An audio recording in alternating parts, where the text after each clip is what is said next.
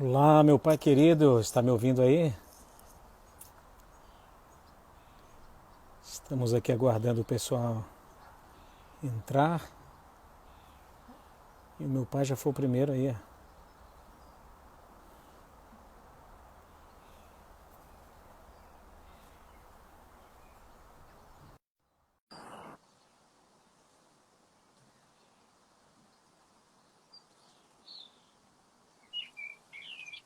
Tudo bem, Wanderson? Olá, Mike, bom dia.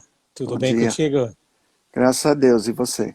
Tudo tranquilo. Hoje um pouco melhor porque o sol aqui amanheceu bem alegre. Pois é, eu vendo? Resolvi até vir para fora aqui porque tá até quente dentro de casa hoje, impressionante. É, Aqui tá com um clima muito agradável hoje. que bom. É Muito... aqui chuvoso e frio. Verdade? É, Uau. mas normal. É quem Tem que sabe, ter né? esses dias. Exatamente, quem sabe melhor aí nos próximos dias, né? Aqui a tendência agora tem sido melhorar um pouco mais. Mas estamos felizes aí com esse clima. Amém. Pelo menos dá um pouco de ânimo no pessoal, porque tá todo mundo, todo mundo fechado já há um bom tempo, não é? E agora com Pois esse é, clima, o pessoal fica um pois é. pouco mais animado. Mas que bom, Uhum. Mike, mais uma live aí com você. Hoje nós estamos encerrando essa série aí de 5 com o pessoal que fala português. Então, o pessoal que fala português aí hoje vai receber o melhor vinho, o melhor vinho preparado para o Amém. finalzinho aí. Mas que bom, Mike. Quero agradecer aí você uma vez mais pela disposição aí, ter nos abençoado com essas lives aí. Tem sido uma bênção para nós. E, como eu disse no início, na primeira live, nós acompanhamos aí já o seu ministério, né? O Ministério Casa de Davi há muitos anos. Eu, Uhum. com a minha esposa, já participamos já de alguns eventos que, como eu disse, não sei ainda se foi o céu que desceu nos lugares ou se foi realmente nós que subimos um pouquinho lá no céu. Acho que as duas coisas. A gente sempre falava isso, né? Exato. Inclusive foi interessante uma vez no Rio de Janeiro, eu falei isso. Não sei se a gente sobe ou se o céu desce, mas aí de repente aconteceu. É isso mesmo, isso mesmo. Nossa, eu não consigo me esquecer e honestamente aqui para o pessoal que está nos ouvindo ou também os que vão ouvir depois, acho que o Ministério Casa de Davi, Mike, na minha vida pelo menos, eu sei que na vida de milhares aí, mas na minha foi um marco, viu? Foi um marco realmente onde eu vi um ministério que encontrava ali vários dos ministérios que estão lá em Efésios 4, versículos 11 e 12. Hum, Eu via realmente ali a concretização disso.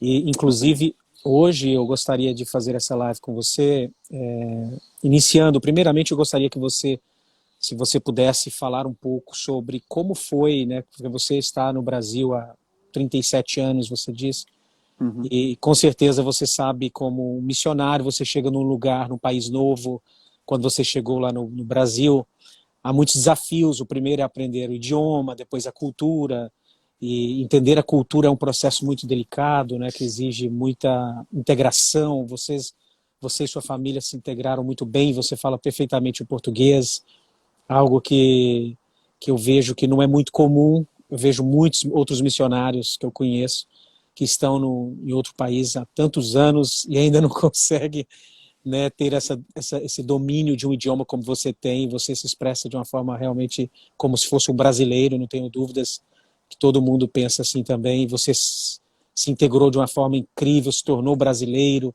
conhece a cultura, entendeu o coração do povo, não é? E Deus te usou de uma forma incrível, mas aí teve um momento no seu ministério, que é esse ponto que eu gostaria de que você abordasse um pouco hoje, que você entendeu que Deus estava te chamando para um outro nível, né? Um nível de entrar na parte de governo estratégico do reino espiritual no Brasil, introduzindo ali o apostolado, o ministério profético, adoração, né? Trazendo realmente essa conexão com o céu, onde havia essa mistura mesmo nos diferentes eventos, nas suas ministrações, e a gente testifica isso de que Deus realmente fala ainda até hoje, né? Ainda fala conosco de uma forma incrível.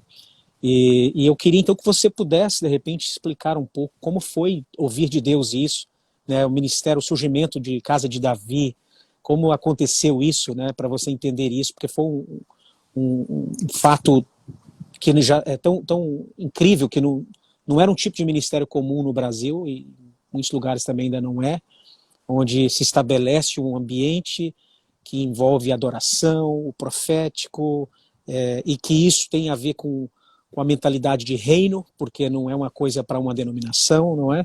E com certeza você teve as resistências de pessoas religiosas, cabeças interdenominacionais, que não Não, entendem nem não, um que isso? pouco, Não, de forma todo mundo alguma, né? gostou da gente. Amaram, e com certeza já receberam de braços abertos, né? Oh, abraços abertos, assim, ó. Mas, então, assim, eu queria que nessa primeira parte você pudesse, né, tá falando um pouco dessa experiência sua com Deus, né? Eu tenho certeza que foram momentos assim incríveis onde Deus te mostrou muitas coisas.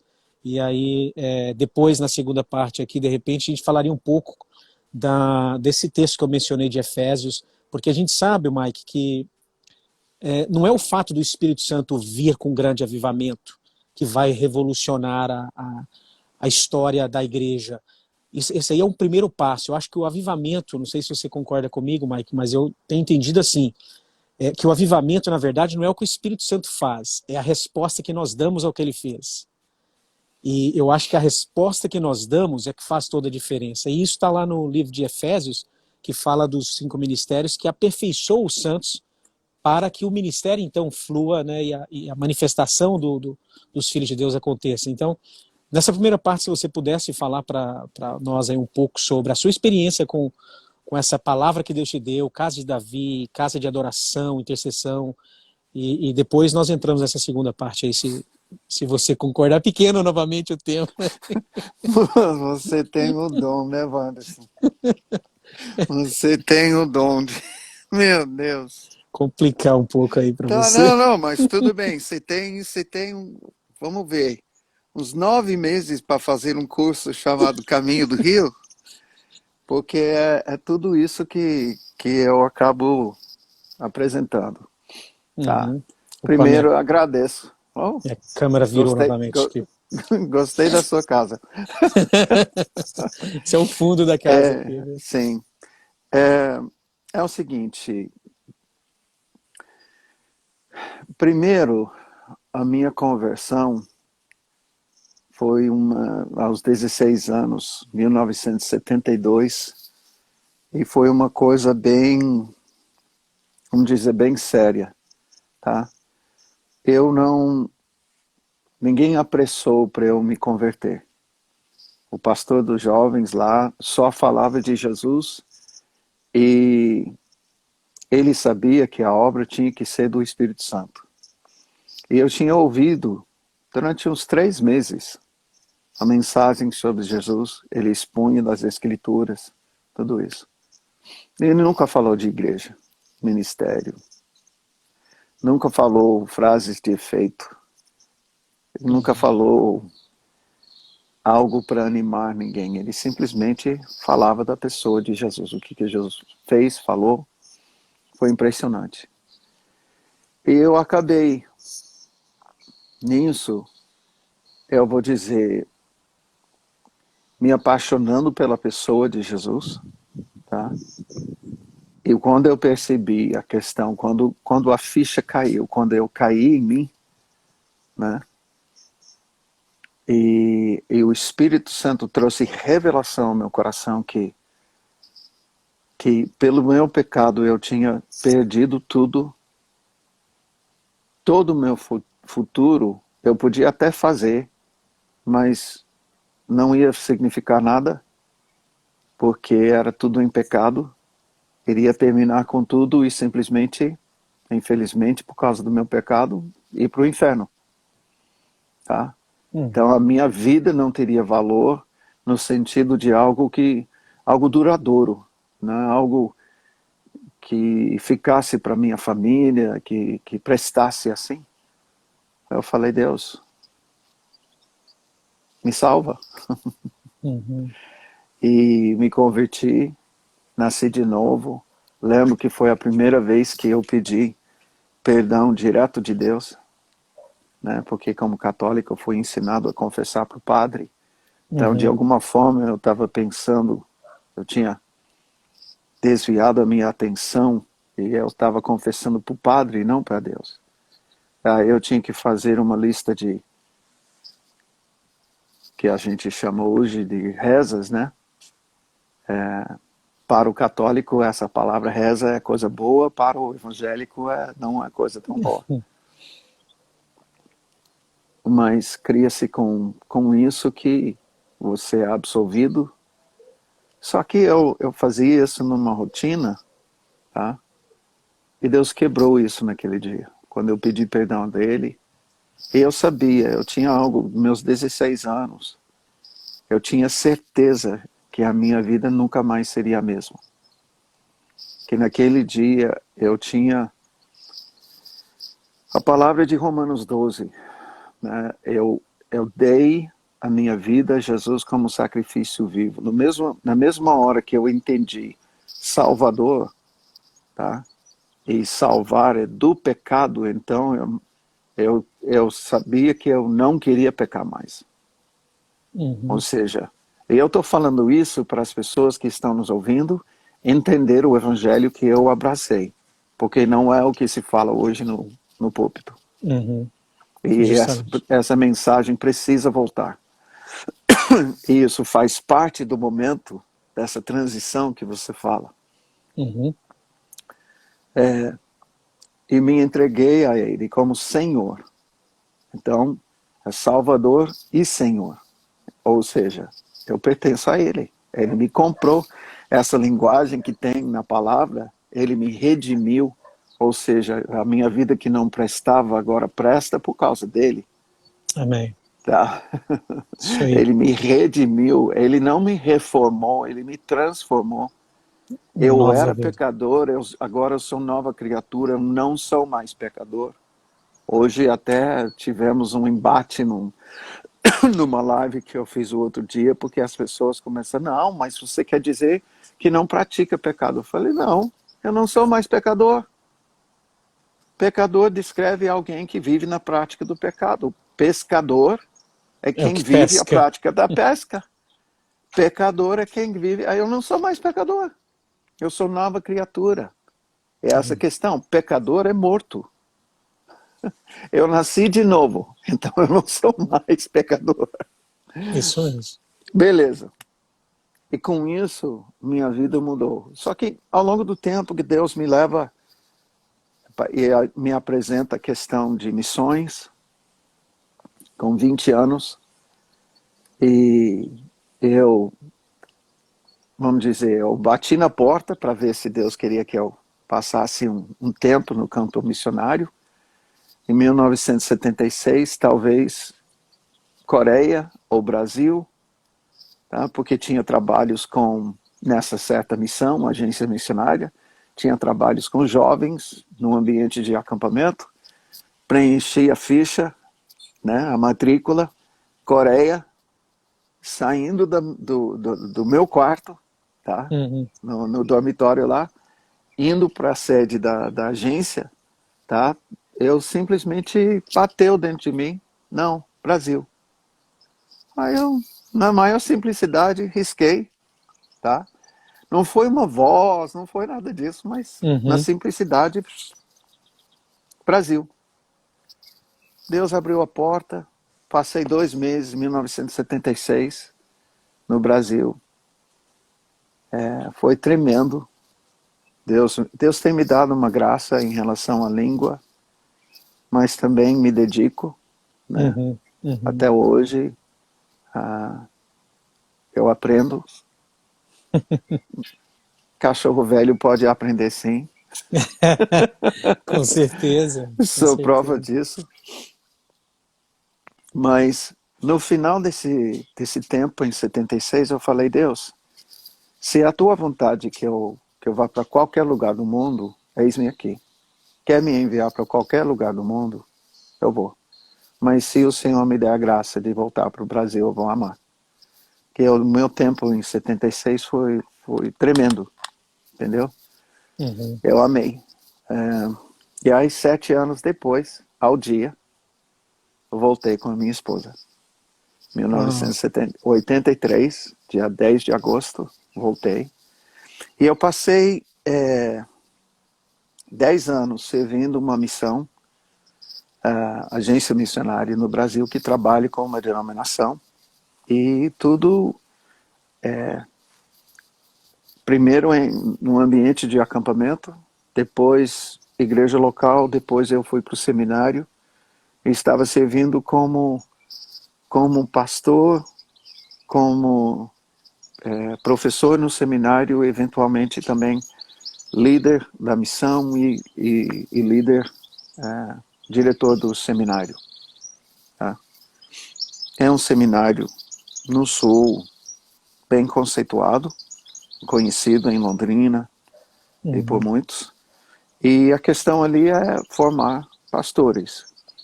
Em 1992, junto com dois irmãos, dois brasileiros, nós começamos um estudo. A pergunta do estudo para a gente estudar: Deus, como que a gente prepara pastores para a realidade brasileira? uhum. E nisso, essa pergunta, e sendo que eu sou muito aberto, eu sou muito franco com Deus. Quem me conhece sabe da minha transparência. Até dói, às vezes. Tá? Porque com isso, eu queria saber de Deus, o Senhor conhece. Estava na minha cabeça, o Senhor conhece, tá? O que é necessário para atender a nação brasileira. Então nós queremos saber como preparar pastores, como o Senhor quer preparar pastores.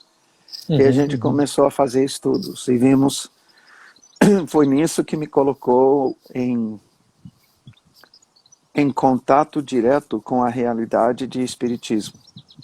Como norte-americano, eu não tinha contato com isso, não conhecia essa realidade. Inclusive, é engraçado porque eu estou preparando algo, eu tenho tipo 12 horas de ensino sobre Éfeso, tá? Chama-se Lições da Igreja Caída. Uau. Eu já falo sobre isso ao longo do nosso tempo aqui. Uhum. Então, foi nisso que o Senhor começou a me mostrar, Mike, a realidade do Brasil. E aí tinha a própria igreja e a própria nação estava dando índices e números de pessoas envolvidas em espiritismo, catolicismo, os evangélicos e tal. 70% da população nessa época lidava diretamente com o espiritismo. Mesmo sendo católico ou evangélico, parte dessa... Havia uma sobreimposição, né, dos números. Tinha gente católico mexendo com o espiritismo, gente evangélico mexendo também com o espiritismo, ou seja, não convertido, vivendo uma coisa religiosa. E quem mexe com o espiritismo, aí Deus me fez entender a ligação direta com as trevas. Tá? Agora, com isso, Deus começa, uma vez que eu quero isso, ele decidiu, bom, Mike, é bom ativar agora os dons espirituais. Tá? Porque eu tinha um entendimento sobre dons espirituais e o grupo com quem eu andava tinha um ensinamento sobre dons espirituais que é mais para talentos, tá? E muito negativo em relação a certos dons. Tá? Então eu não vou desenterrar os mortos, tá? Mas era mais ou menos assim. E com isso o Senhor simplesmente disse, ligou a luz, né? Ativou os dons dentro de mim e de repente no meio dos seminaristas pastores, professores e pessoas que estavam na igreja já havia 5, 10 anos, começam a manifestar demônio. Tá? Minha E filha. aí, não, ótimo, dá um oi para ela depois. De repente, essa realidade me despertou para a realidade do reino. Tá? Parece que faltando isso, eu não... Eu mais ou menos cria, eu ia ser médico, então eu amo cura. Tá? E sempre sonhava com a ideia de cura, de viver cura sobrenatural, né? Cura milagrosa, cura como parte de, como expressão, ministério de Jesus. Uhum. Mas eu nunca tinha experimentado isso. Minha mãe tinha falecido de câncer com 56 anos, quando a nossa filha tinha 1 ano e pouco e a minha esposa estava grávida do nosso filho. Então, isso sempre dentro de mim pesou muito, né? Uhum. Eu orei muito pela cura dela, até queria, não cheguei a orar, mas queria que ressuscitasse. Quando ela faleceu, eu pensei sobre isso tudo é bíblico. E eu, entenda, eu sou pregador da palavra. Então, toda essa questão, quando todo mundo fala, tem que estar na palavra, tem que... E eu digo, eu estudei, tá, as línguas originais, tá, no mestrado. Eu estudei um método que chama método indutivo, para você chegar no fundo, o que a palavra está querendo falar. Não o que eu quero que a palavra fale. Uhum. É uma diferença Então, muito grande, exatamente. eu sou treinado para ser CSI da Bíblia. Me entende? É isso mesmo. Tá? Eu sou CSI da Bíblia. E eu assumo isso. Tá? Então, quer conversar sobre Bíblia, sobre alguma coisa que diz? Vamos. Mas vamos deixar a palavra de Deus falar para nós. Nós vamos cavucar, porque o Espírito Santo inspirou isso, e nós Uhum. vamos chegar. Eu estou falando isso por um motivo, tá? Muito em relação ao que você está notando. Porque quando o Senhor começa a fazer essas coisas comigo, a missão que eu fazia parte ficou doido. Tá? E disse, a porta está ali, se você quer continuar assim, então é bom sair pela porta. Então nós saímos. Eu fiquei num período de 94 até 97, revendo tudo que eu tinha estudado aqui. Toda a minha preparação teológica, buscando entender aqui o mundo espiritual. Tá? E nisso, o Senhor me mostra, tá? Ele me mostrou Ezequias e seu reinado no Antigo Testamento, e ele me mostra Éfeso no Novo Testamento. Tá? Uhum. Ah, que conexão. Sim, mas por quê? Porque o tempo de Ezequias é o tempo de ruína total de Israel no reinado do pai dele, Acás. Ezequias entra, Deus fala com ele conduz um arrependimento ímpar na história de Israel. É o maior avivamento, a maior renovação da aliança com o Senhor na história de Israel. Tanto é que eles celebraram a Páscoa 2 vezes em seguida. 16 dias. Tá?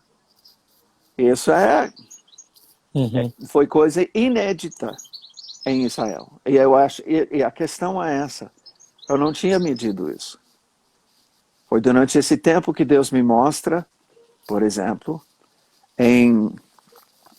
falando desse tempo no reinado de Ezequias, Uhum. tá? É relatado em 2 Crônicas 29, versículo 25, Também estabeleceu os levitas na casa do Senhor com símbolos, alaúdes e harpas, segundo o mandado de Davi e de Gade, o vidente do rei, e do profeta Natã. Porque este mandado, ou seja, o tabernáculo de Davi, este mandado veio do Senhor por intermédio de seus profetas. E pela primeira vez eu percebi que o tabernáculo de Davi foi tão inspiração e direção do Senhor quanto o tabernáculo de Moisés. Que todo mundo fala sobre os detalhes. E o que é reparado sobre o tabernáculo de Moisés é que Deus não deixa nada sem orientação. Tem que ser do jeito dele. E é minuciosamente explicado. Tá? Mas eu sempre tinha ouvido falar, não, o tabernáculo de Davi, porque ele tinha um coração segundo o coração de Deus, ele que... Não. Fala aqui que ele recebeu isso por revelação. Do mesmo jeito que o Moisés recebeu revelação sobre o tabernáculo de Moisés, Davi recebeu pelos profetas, Natã e Gade, revelação sobre o tabernáculo. Aí vai longe, mas isso me levou a entender e estudar o que estava acontecendo no tabernáculo, quando Deus introduz o tabernáculo de Davi no reinado de Davi. E é justamente uma questão do reino, e uma questão do povo sacerdotal, uma questão que... E aí isso traduz para hoje, porque é essa... Quando no concílio de Jerusalém eles ouvem sobre isso, sobre o que o Espírito Santo está fazendo, Tiago lembra a palavra sobre voltarei e reedificarei o tabernáculo caído de Davi, que aparentemente não tem nada a ver. Mas em outra, quem sabe no futuro a gente fala sobre essa, mas Deus com isso mostrou para mim, e sem eu saber sobre a IHOP e essas coisas, Deus estava falando comigo sobre isso em 94. Eu passei 3 meses nisso aí. E aí isso, o rei Ezequias, ele reestabelece os turnos, tá? Como algo necessário para que o reino de Deus seja estabelecido sobre a nação. E quando é medido isso, tá? Diz que os sacerdotes levantaram as suas mãos, abençoaram, beleza. Desculpa, aí eles foram até as divisas da nação, derrubando altares que o pai de Ezequias tinha levantado. Tá? Acais levantou, a palavra diz, altares em todas as esquinas de Jerusalém, debaixo de todas as árvores frondosas. Isso é onde tem um lugar alto no Brasil, tinha um altar a Baal. Tinha entrado a idolatria em peso, tá? Com Acais, ao ponto que durante os dias de Acais fechou o templo. Se fechou o templo, não está havendo intercessão, não está havendo sacrifício pelo perdão, não tá havendo adoração dos turnos do tabernáculo de Davi. Inclusive, nesse momento, tabernáculo de Davi nem existia mais. Era a movimentação espiritual, sacerdotal do tabernáculo que foi colocado no templo. Entendeu? Então, os turnos do tabernáculo foram transferidos para o templo. Tá? Beleza. Deus mostrando tudo isso, isso dá o quê? A palavra diz que depois desse momento, o Ezequias levantou uma oferta. Tá? Um ano antes, no final do reinado do pai, a nação está em ruína. Os levitas não têm sustento. Por quê? Porque o povo não está dizimando mais. Por quê? Porque tem fome. A situação que eles estavam vivendo era caótica. Ruína. Ruína é ruína. Exatamente. Ruína é sem água, nada. Ruína é sem comida, é ruína. Isso mesmo. A gente lê a palavra, mas não mensura A situação real, né? Exato. E aí o Senhor mostrou para mim que depois desse arrependimento, o que acontece? Ezequias levanta uma oferta, tá? E ou seja, ele fala, traz os seus dízimos, as suas ofertas, e dentro de um ano, Deus reverte a sorte da nação, tá? Ao ponto dele ter que construir novas casas do tesouro. Então, aquela palavra que eu tenho ouvido muito pastor falar, vamos levantar uma dízimos e oferta ofertas. vamos lembrar dos tempos de Ezequias. Mano, então conduz o povo ao arrependimento primeiro como Totalmente fora de Ezequias contexto. fez. Totalmente fora de contexto. Exatamente. Tá?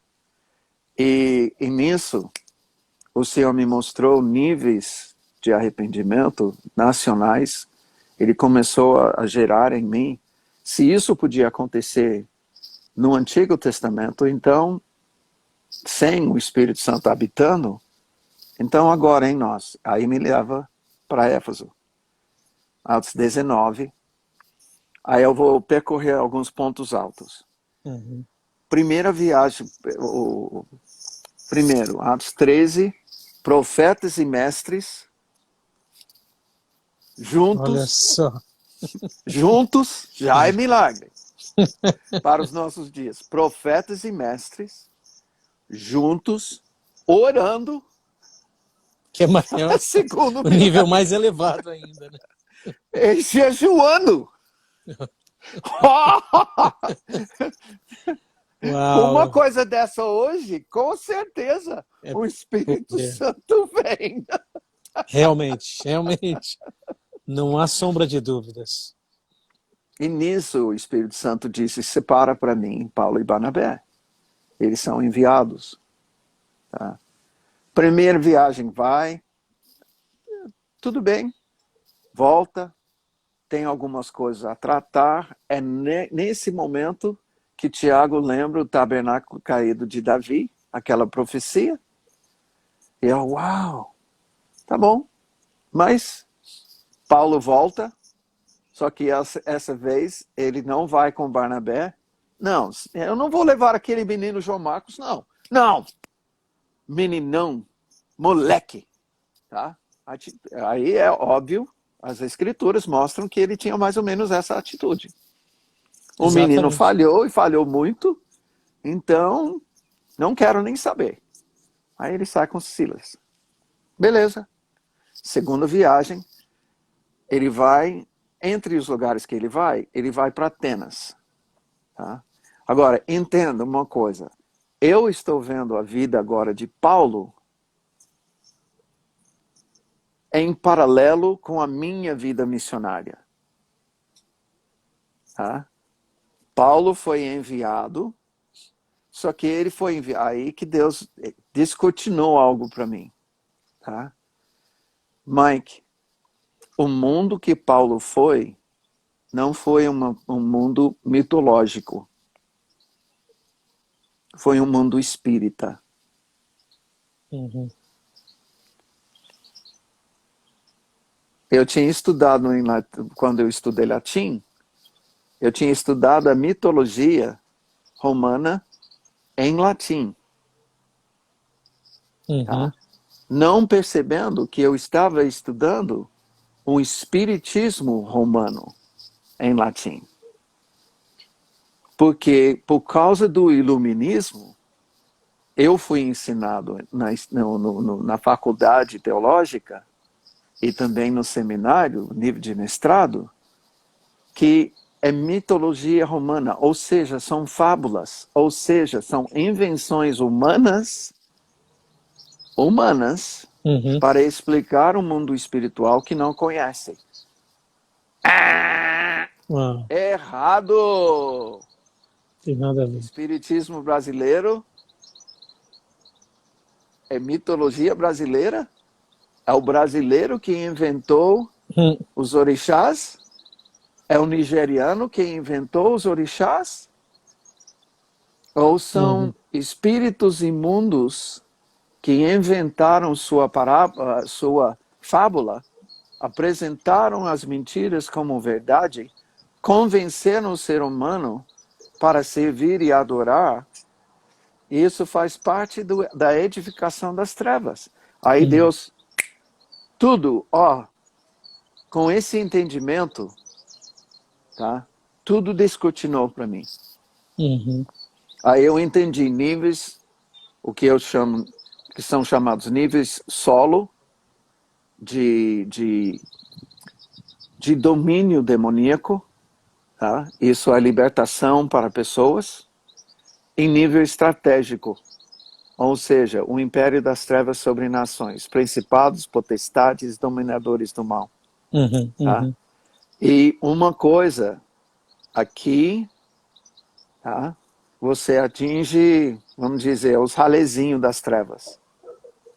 Embora de vez em quando, vamos dizer, um grandalhão vai manifestar aqui. Mas aqui, esses estão ligados ao governo, tá? As áreas, não, mas as áreas que hoje nós chamamos de 7 montes. Tá? Governo, educação, diversão, entretenimento. Negócios. Isso. Então, principados, família, potestades, dominadores do mal estão procurando assegurar para si seu domínio na liderança nessas 7 áreas. Porque assim eles vão formar uma cultura. Eles vão forjar e formar a cultura das trevas. Exatamente. Agora, o que vai romper isso? E essa é a parte que eu introduzo a visão dos 7 montes, algo que é diferente. Isaías 2 fala sobre o monte do Senhor sobre os outros montes. Falamos isso ou não? Não, mas você mencionou rapidamente. Então, eu só vou ler isso. Uma das lives. Só vou mencionar isso aqui, porque cabe. Isaías já 2. Que você pergunta. Isso. Muito bom isso, Mike. Nos últimos dias acontecerá que o monte do Senhor, da casa do Senhor, será estabelecido no cimo dos montes. E se elevará sobre os outeiros, e para ele afluirão todos os povos. Irão muitas nações e dirão: vinde e subamos ao monte do Senhor. Tá?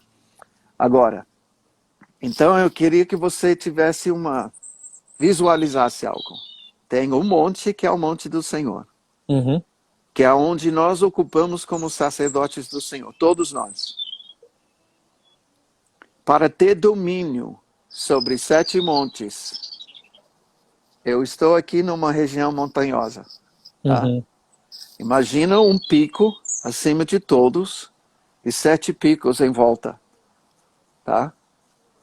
Esses são os 7 montes de influência. Para dominar os 7, você tem que ocupar o mais alto. Que é o monte de Deus. E é essa revelação que Deus me deu sobre sacerdócio e o ministério de Jesus. Tá?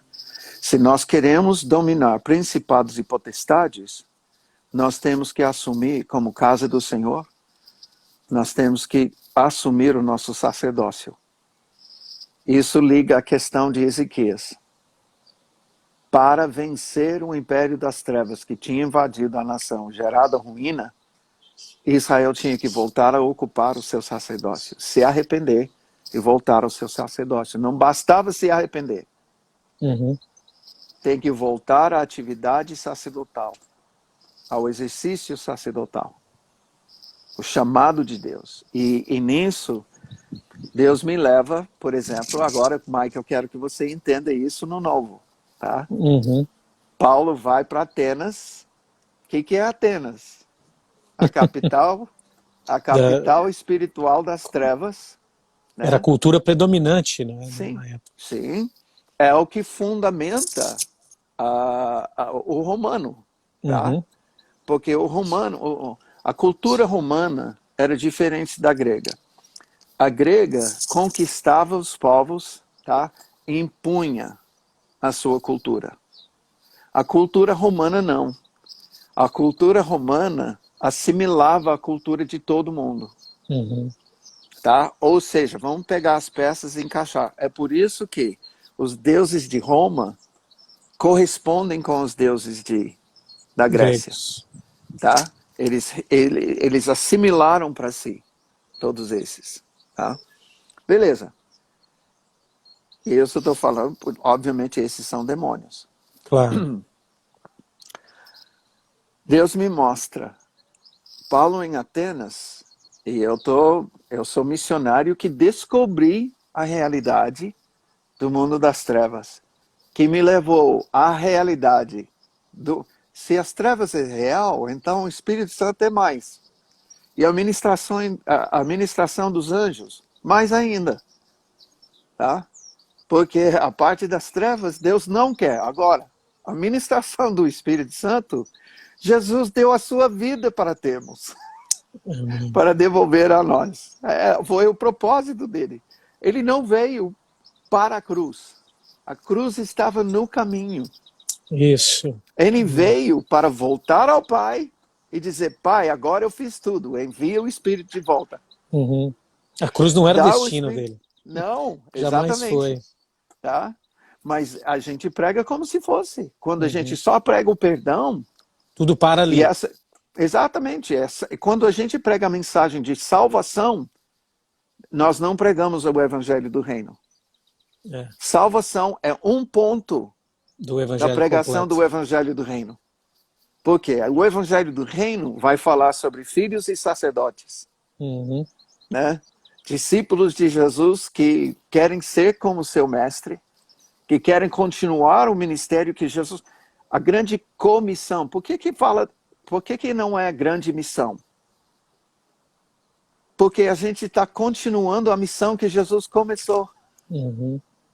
E foi isso, olha só isso. Paulo vai para Atenas, ele está num lugar chamado Areópago, que fica na entrada do Partenon. Tá? Uhum.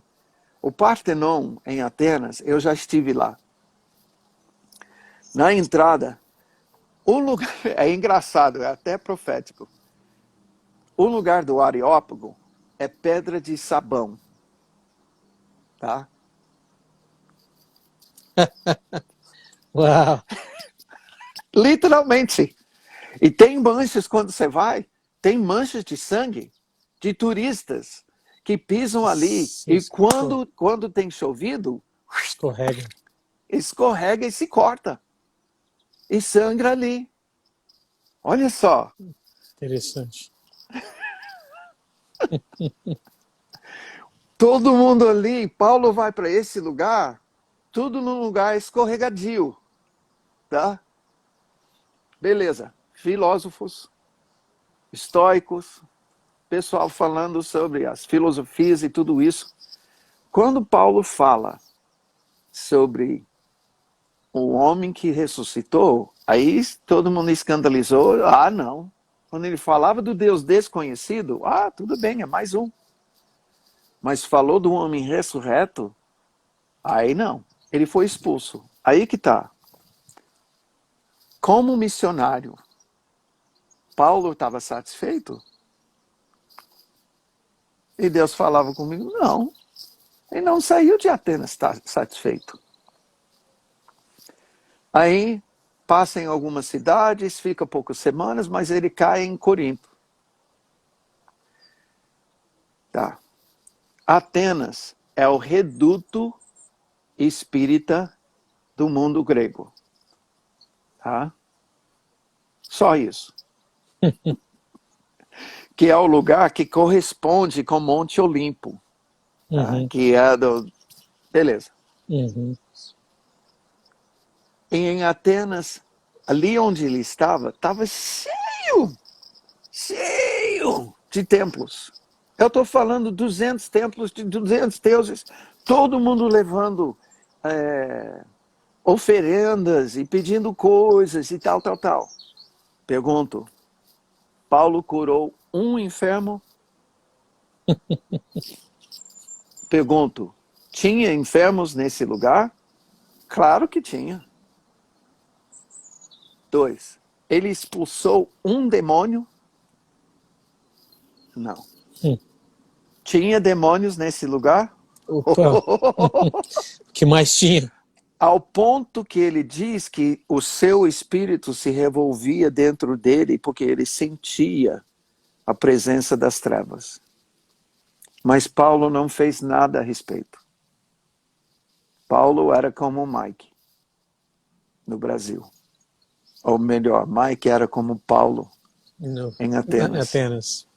Tá?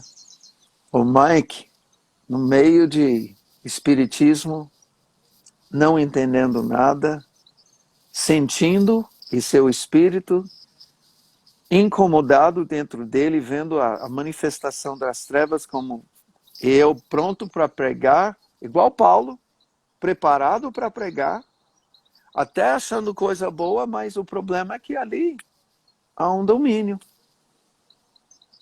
Aí o Claramente exposto. Sim? Aí o Senhor me mostra. O Espírito do Senhor está sobre mim, pelo que me ungiu para pregar boas novas, não para todo mundo, aos quebrantados de coração. Então a pregação, não adianta você querer pregar o Evangelho sem as pessoas serem quebrantadas. Como que serão quebrantadas? Você tem que orar. Tem que clamar. Aí eu mostro isso naquele Lições de Éfeso. Tá? E aí, nisso, ele não fez nada do que Jesus tinha feito. Ou seja, o seu ministério, até então, na primeira e na segunda viagem, não tinha as características do ministério de Jesus. Ou dos apóstolos. Acontecia de vez em quando. Em Filipos, aquela menina, tá? A pitonesa. Tá? Só ela. Mas por quê? Porque ela gritava. E ele demorou 2 ou 3 dias para expulsar o bicho. Ela ficava gritando, e ele não fazia nada. Por quê? Porque ele não entendia o que fazer. Vai para Corinto, é um outro reduto de espiritismo grego, dessa vez do deus Apolo. Tá? Ali tem oráculos. Tá? Por isso a palavra fala sobre dons espirituais, especificamente profecia e línguas.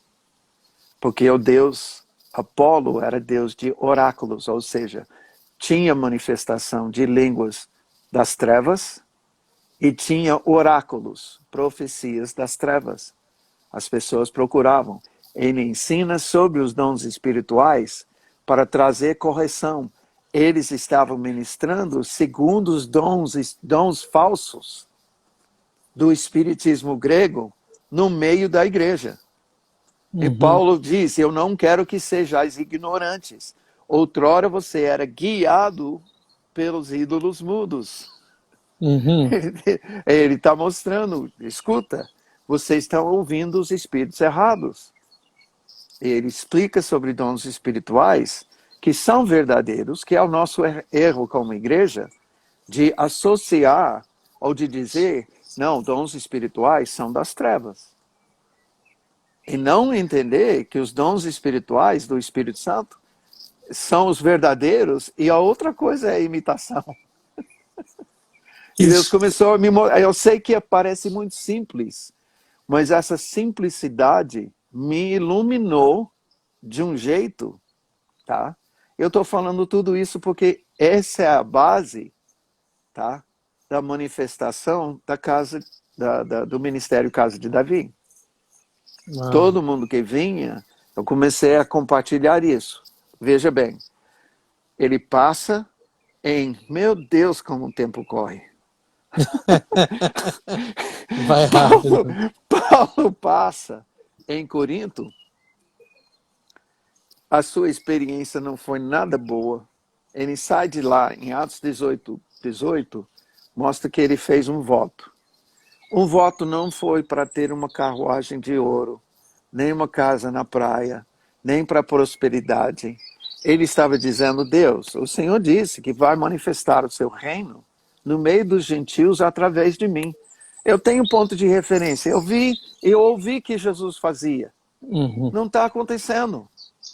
e ele vai e faz um voto, e ele passa em Éfeso para pegar o navio, tá? De volta para Jerusalém, indo para Antioquia. Tá? E a palavra diz que alguns irmãos encontram ele e pedem, Paulo, você está parado? Ah, não. Você é um pastor sem igreja, nós somos igreja sem pastor, há um casamento perfeito, fica aqui com a gente. Ele falou, não posso. Paulo não ficou, porque ele sabia que ele não tinha o que eles precisavam. Isso é muito forte, Paulo. Muito forte. Wanderson, é o que nós estamos vivendo hoje. Se tem um pastor que está numa crise, Deus, eu não sei o que fazer, você está exatamente onde Deus te pôs.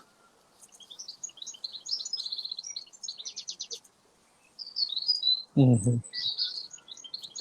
Paulo entrou num desespero espiritual, um desespero santo, gerado pelo Espírito Santo. O que ele estava fazendo não estava produzindo a manifestação do reino de Deus, ele tinha ponto de referência. Ele tinha a vida dos apóstolos, Atos 5, Uhum. Atos 6. Ele sabia de Jesus. Ele sabia o que Jesus estava fazendo, os discípulos de Jesus estavam fazendo. Ele não estava vendo isso. Ele estava vendo que aquilo que ele estava levando não resolvia. Não resolvia. Ele entra em desespero, sabendo que o problema não está no Senhor e que homens não têm a resposta para ele. E ele vai buscar. A palavra não fala para nós quanto tempo, mas fala para nós que terminado o seu tempo, tá? Ele termina o voto e ele passa via terrestre, ele passa pelas igrejas na Galácia, rumo a Éfeso. E lá em Atos 19, acontece o maior derramar do Espírito Santo no mundo gentil. Tudo que ele queria, ao ponto de abalar as estruturas da cidade. E a gente faz a avaliação, ele chegou e fez uma pergunta que ele não tinha feito em nenhuma outra cidade, e por isso eu afirmo que ele tinha uma revelação da parte de Deus. Ele chega e ele pergunta, e eu vou ler, para mostrar que é isso mesmo. Atos 19, versículo 2. Recebestes, porventura, o Espírito Santo quando crestes? Pelo contrário, nem mesmo ouvimos que existe um Espírito Santo.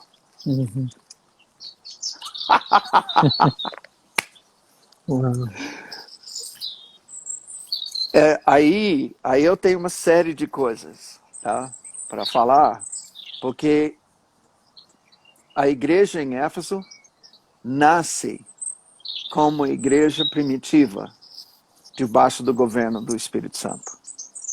Pentecostes não se tratava de fazer os discípulos de Jesus falarem línguas. Não se tratava de fazer os discípulos de Jesus profetizarem. Não se tratava de baixar sobre a cabeça dos discípulos uma chama de fogo. E sim, de transferir de Jesus para a igreja o governo do Espírito Santo.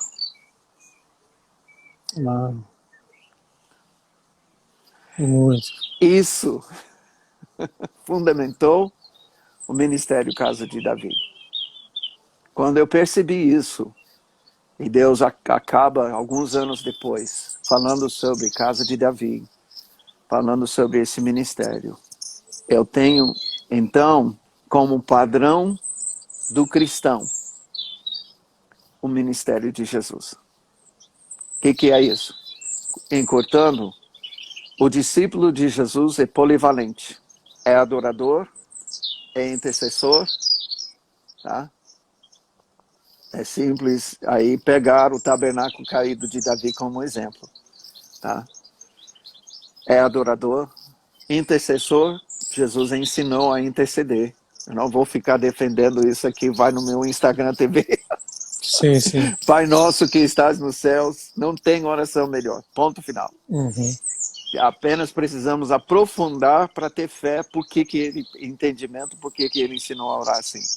Depois, ministrar a mensagem do evangelho do reino. Arrependei-vos, pois é chegado o reino. Curar os enfermos, porque ele ordenou. Expulsar demônios, porque ele ordenou. Tá? Ressuscitar os mortos, porque ele ordenou. Purificar os leprosos, porque ele ordenou. Somos polivalentes. Isso é para todos. Esse é o sacerdócio de todos os santos. Apóstolo, profeta, evangelista, pastor e mestre existe para formar, criar os filhos de Deus e formar o sacerdócio polivalente de todos os discípulos de Jesus. É isso que estamos para ver nos próximos anos. Tá? Esse é o padrão da igreja primitiva. Porque foi o padrão do discipulado de Jesus. Quando Jesus diz, fazei discípulos de todas as nações, batizando-os em nome do Pai, do Filho e do Espírito Santo, ensinando-os a guardar todas as coisas que vos tenho ordenado. Uhum. Ele está dizendo para os discípulos, vocês não vão fazer discípulos de vocês. Vocês vão fazer discípulos meus. Como vocês são meus discípulos, eu sou o ponto de referência. Eu sou a referência para todos os discípulos. E é por isso que é necessário entender E quando a gente coloca os dons espirituais debaixo do governo do Espírito Santo para habilitar o ministério de Jesus, tá? Entendemos tudo. Se a igreja, aí que está, a igreja em Éfeso caiu, né? Caiu do quê? Veja o que ele falou. Você perdeu o primeiro amor. Volta. Onde cai isso? Sei, mas volta. Qual que é a palavra ali? Você lembra? Volta e arrependa-se? Arrepende-te. Você caiu. É Apocalipse 2. Eu vou pegar aqui. Exatamente. Lembra-te, pois, de onde caíste, arrepende-te e volta à prática das primeiras obras. Volta à prática, isso. Ele não disse volta ao seu primeiro amor. Ele disse que abandonaste teu primeiro amor. Uhum. Mas Exatamente. ele fala, ou seja, para voltar ao primeiro amor, você tem que voltar às primeiras obras. Quais são a prática das primeiras obras? É o ministério de Jesus. Essa foi a primeira vez que o ministério de Jesus explode na vida de Paulo. É só medir Atos 19. Uau. Mike, tremendo. Mas o tempo aqui, 30 segundos, Mike. Olha, eu vou te dizer, nós vamos ter que marcar mais algumas lives aí, porque agora você me deixou curioso aí com esse estudo aí. Vamos. Eu vou depois falar com você, então, pra gente marcar mais uma série para falar sobre Éfeso aí, viu? É bom. Tô curiosíssimo, Mike. Olha, valeu demais, viu? Vamos nos falando aí, então, e a gente vai marcar mais umas aí, em nome de Jesus aí. Amém. Deus abençoe a todos. Obrigado. Deus abençoe a todos aí. Um abraço. Tchau, tchau. Tchau.